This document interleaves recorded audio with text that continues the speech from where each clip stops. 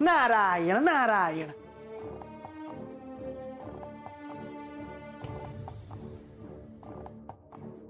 देवा, जेजुरीहून भ्रमण करत जात होतो, आपण दिसलात म्हणून थांबलो. मुनिवर, आपण अगदी योग्य वेळेवर आला आहात. हो देवा, सर्वप्रथम आपले शतशः अभिनंदन.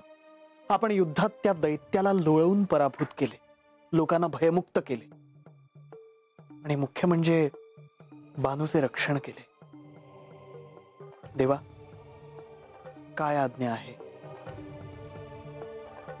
मुनिवर, सूर्योदयापूर्वी नेवासेला संदेश द्यावा की म्हाळसा माहेरी येते आहे. अवश्य देवा, का नाही. परंतु श्री म्हाळसा देवी कधी प्रस्थान करणार आहेत? म्हाळसा नेवासेला केव्हाच निघाली आहे. काय सांगता काय देवा? हे असे अचानक? म्हाळसा माझ्यावर रागावून गेली आहे. परंतु देवा, आता मी श्री म्हाळसा देवींच्या मातापित्यांना कसे आश्वासन देऊ? आणि श्री म्हाळसा देवी नेवासेला गेल्याच नाहीत तर? मुनिवर, म्हाळसेला नेवासेपर्यंत पोहोचवण्याचे दायित्व माझ्यावर आहे. तेव्हा आपण निश्चिंत असाल. आता आपण सांगितले, चिंता कशाची? परंतु मुनिवर,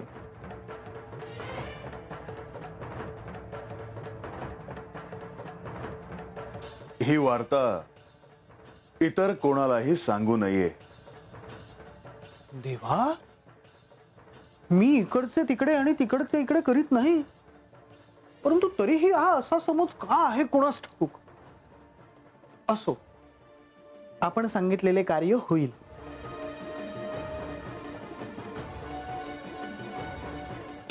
नारायण नारायण.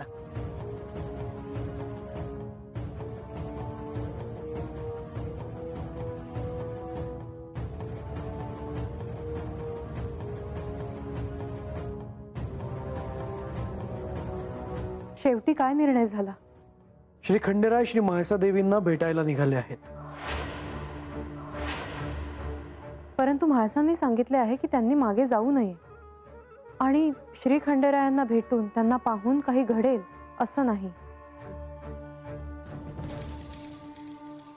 देवी, हे ठाऊक आहे, ही शिवलीला आहे. श्री खंडेराय काय करतील, ते कोणतं रूप घेतील, हे आत्ता सांगता येणं अवघड आहे. म्हाळसा तात्काळ जेजुरी गडावर परत आल्या नाहीत तरीही चालेल, परंतु त्या एखाद्या सुरक्षित स्थळी पोहोचाव्या, जेणेकरून त्यांना कष्ट होणार नाहीत.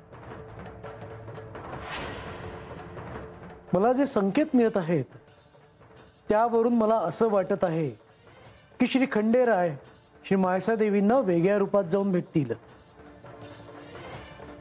तसे झाले तर त्यांना एखाद्या निवासस्थानी नेणे शक्य होईल. मला असं वाटतं की श्री म्हाळसा देवींनी काही दिवस नेवासेला राहावे, जेणेकरून त्यांना पुन्हा इथे जेजुरीत आणण्यासाठी आपल्याला योजना करता येईल. परंतु त्यांच्या मातोश्रींना कळलं तर प्रश्न अधिकच गंभीर होऊ शकतो. तोपर्यंत या जेजुरी गडाचे काय होईल हा प्रश्नच आहे. देवी, आपण कुठे जाणार आहोत? ठाऊक नाही. पण काहीतरी ठरवलं असेलच ना? नाही ठरवलं.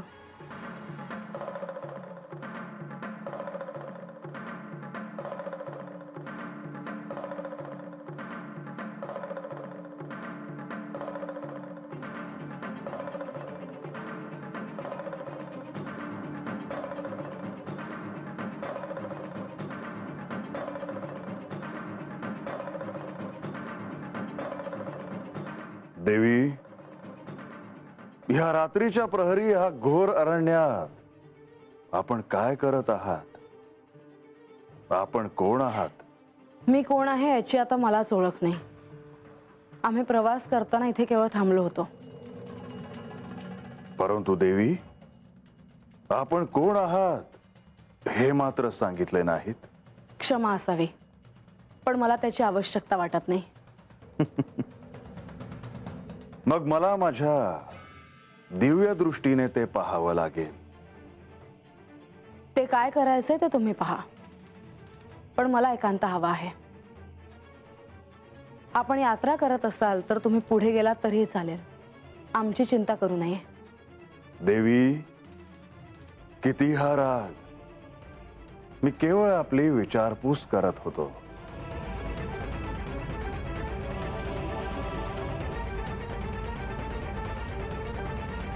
ऋषीवर, ह्या श्री म्हाळसा देवी आहेत. बर, मी फार ऐकून आहे ह्यांच्याबद्दल. आपण माझ्याविषयी काय ऐकले आहे? हेच की आपले आपल्या प्रजेवर अत्यंत प्रेम आहे आणि आपले श्री खंडेरायांवर अतीव प्रेम आहे. पण काय? स्पष्ट बोलावे. पण आपण अत्यंत क्रोधी आहात. आपल्या क्रोधावर आपले नियंत्रण नाही.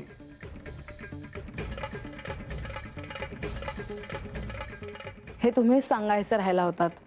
देवी, मी स्पष्ट बोललो म्हणून रागावू नका.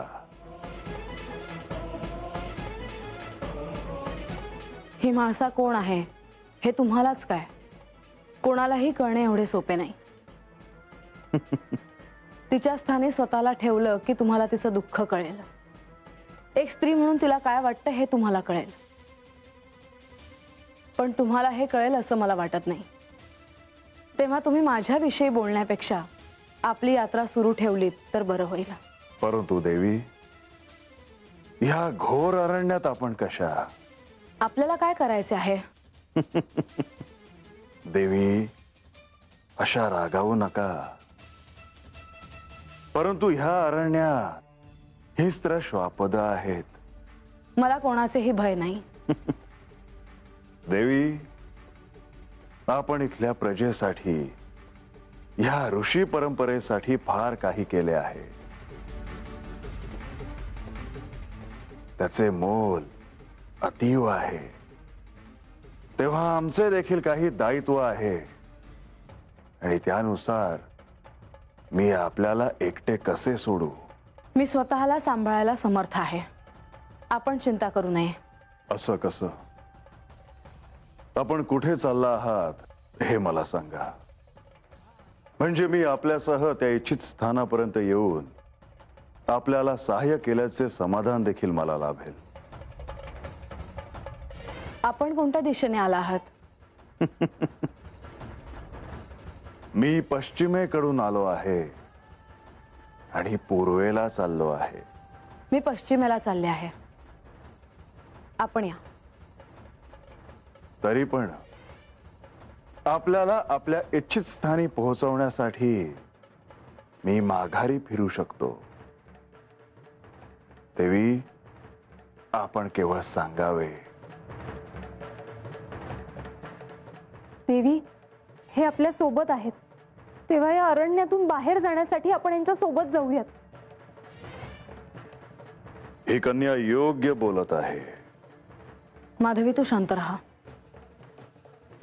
तू मध्ये मध्ये बोलू नकोस. तू ओळखतेस त्यांना? मग देवी, आपण श्री खंडेरायांवर रागावून निघाला आहात का? ऋषीवर, तुम्ही तुमची मर्यादा ओलांडता आहात. तसे नव्हे देवी, परंतु रागाच्या भरात अयोग्य निर्णय घेतले जाऊ नये असे मला वाटते. मला आपल्याशी काहीही बोलायचं नाही. देवी, मी एक सांगू? आपले माता पिता चिंतित आहेत. हे आपल्याला कसे ठाऊक? मी नेवासेहूनच येतो आहे. म्हणजे आपण मला ओळखता? देवी, आपल्याला कोण ओळखत नाही. आपण इथल्या प्रजेच्या माता आहात.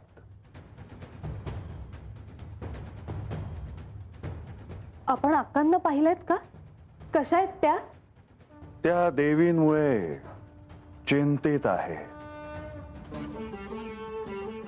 देवींचे पिता फार मोठे शिवभक्त आहेत, परंतु देवींच्या मातेमुळे ते देखील चिंतित आहेत.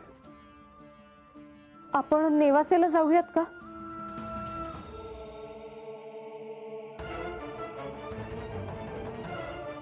देवी, त्यात एवढा विचार करण्यासारखे काय आहे? नेवासेला चालत जाण्यासाठी बराच कालावधी लागेल. मग आपण जेजुरीहून येताना जर मेणा घेऊन आला असता तर आपला मार्ग सुखकर झाला असता.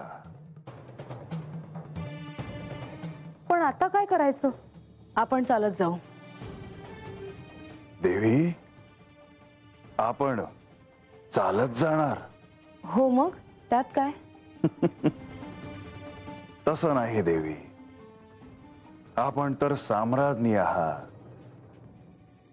तेव्हा असे हे चालत जाणे आपल्याला योग्य दिसणार नाही. मी पाहीन काय करायचं ते. धन्यवाद. आपण निघाला तरी चालेल. बर, येतो मी. परंतु देवी, मी आपल्याला एक सांगू इच्छितो. मी आपल्याला नेवासेला काही वेळातच पोहोचवू शकतो. खरंच? मग देवी, आपण जाऊयात?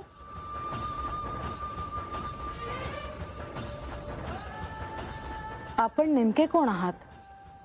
मी शिवपरंपरेवर श्रद्धा असणारा एक ऋषी आहे. आपण खोटे आश्वासन तर देत नाही आहात ना? देवी, मी असत्य कधीच बोलत नाही. मग आपण आम्हाला कसे घेऊन जाणार आहात?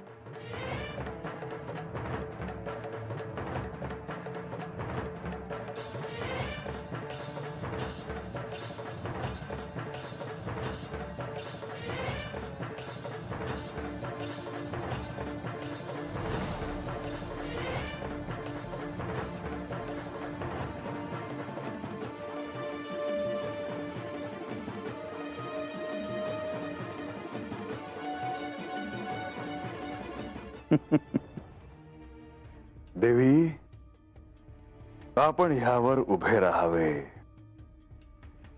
चिंता नसावी.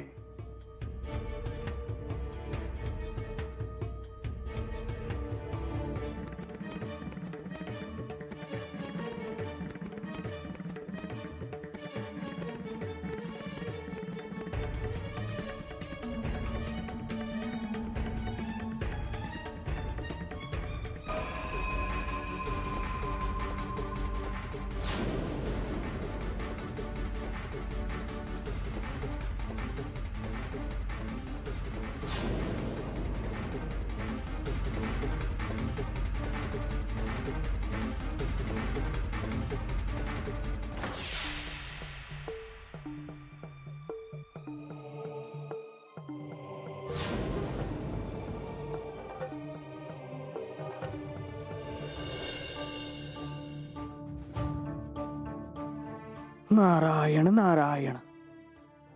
श्री खंडेरायांनी मला जे कार्य सोपवले आहे ते पूर्ण करण्यासाठी मी इथे आलो आहे खरं. परंतु जर तिम्मा शेटनी मला जेजुरीत काय घडलं म्हणून विचारलं तर मी काय करावं?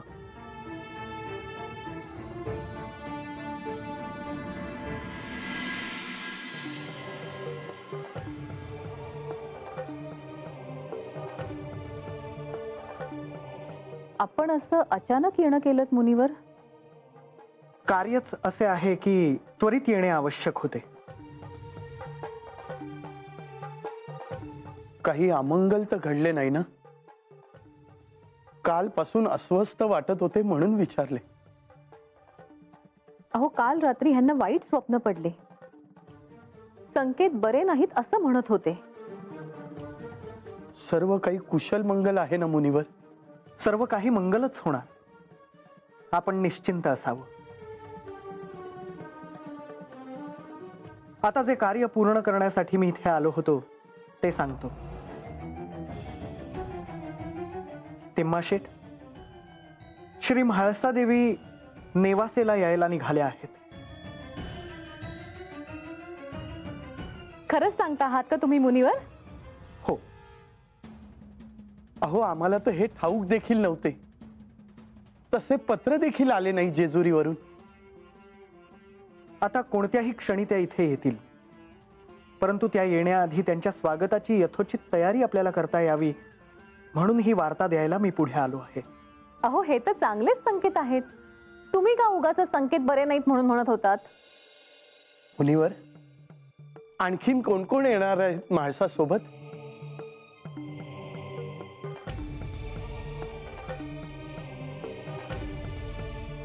काय झालं?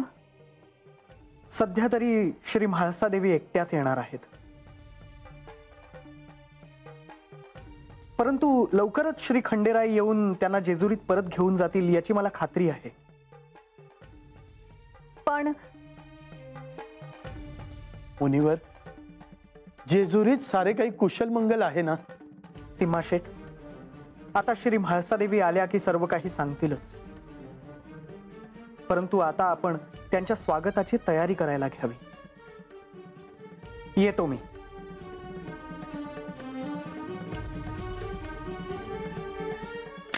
नारायण. काय झालं असावं?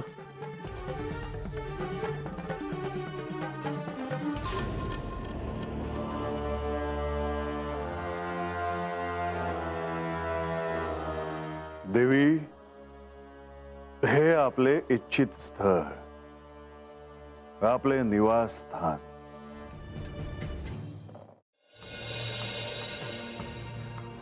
आपल्याला कसे ठाऊक? ते महत्वाचे नाही.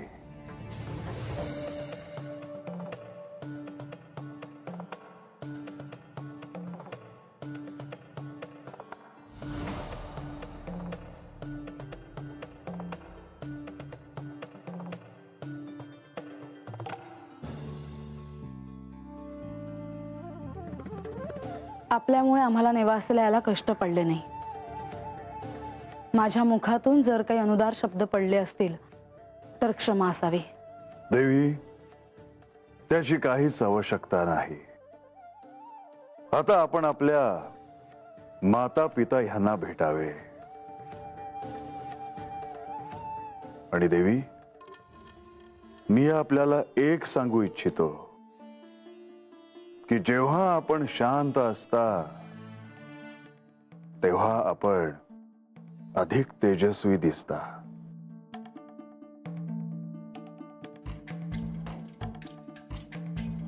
धन्यवाद.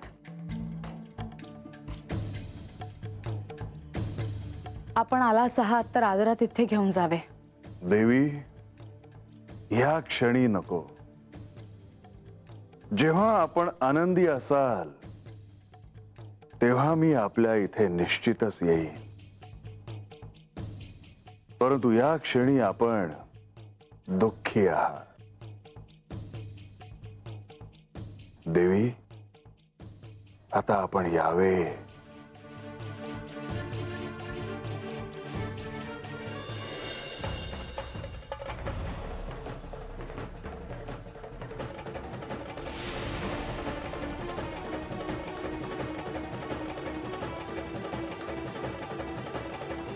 माधवी, ते ऋषी इथे होते, आता कुठे गेले? मला वाटतच होतं ते कोणी साधे ऋषी नसावेत.